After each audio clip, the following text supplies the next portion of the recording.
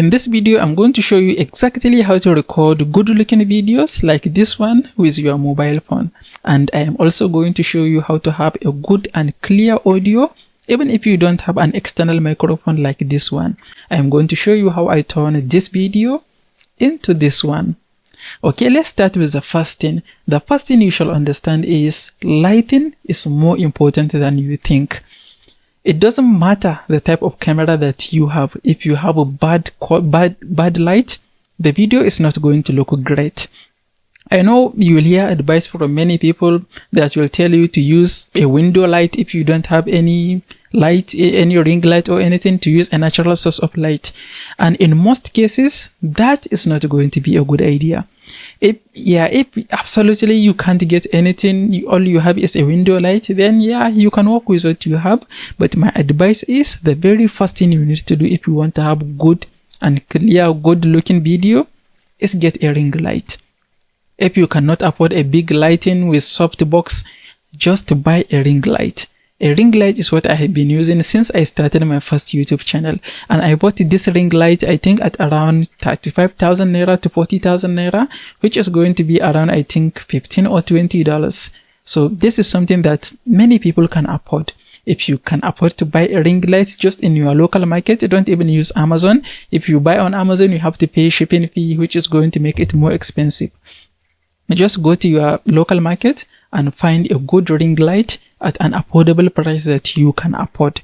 That is going to be the best way to light your videos. And this is the very first step, because lighting is more important than you think. And the next thing after you get a good lighting is learn how to edit your videos and make them good. When I record my video, before I do any edit with my mobile phone and my ring light, this is how the video looks. But when I edit it in a CapCut, I turn it into this. So you see, there is a clear difference between how it looks on its own and how it looks after I edit with CapCut. So editing is the second thing that is going to make your video look great.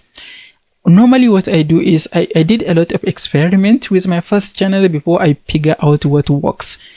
If you have a ring light, keep it as close as possible without it being in the frame.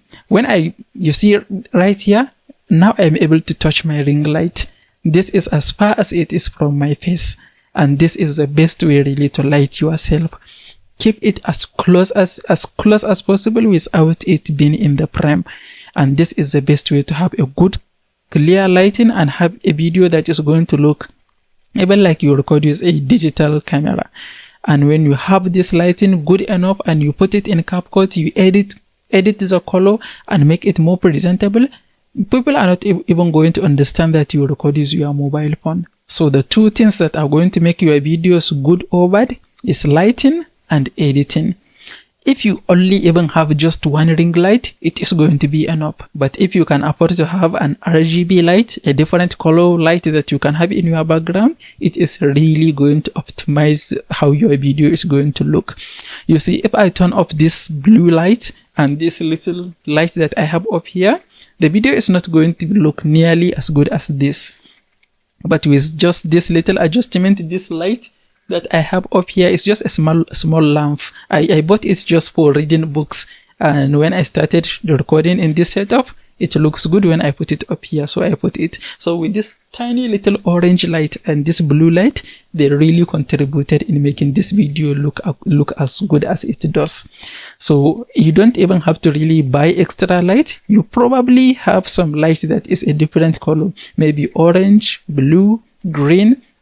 If you have any other light in your house that is not just white light, you can put it in your background. No matter, even if you are using a plain background, if you put it directly at your back, it is really going to optimize how your video is going to look. So lighting and editing is what is going to make or break your video. It doesn't matter whether you record with an expensive camera or just your mobile phone. And when it comes to audio, that is going to be the tricky one, because audio is really non-negotiable. People can even forgive bad looking video, but they are not going to forgive a bad audio. If people cannot understand what you are saying, then nothing else matters. And when it comes to recording audio, this is going to depend a lot on the type of mobile phone that you are using. If you are using a mobile phone that have a good mic that can take your voice, then you are in luck. But no matter the type of mobile phone that you are using, a good thing to really keep in mind is if you want to have a good and clear audio, try as much as possible to close your door, the door that in the room that you are recording, and lock the windows so that you reduce the noise that is coming from the outside.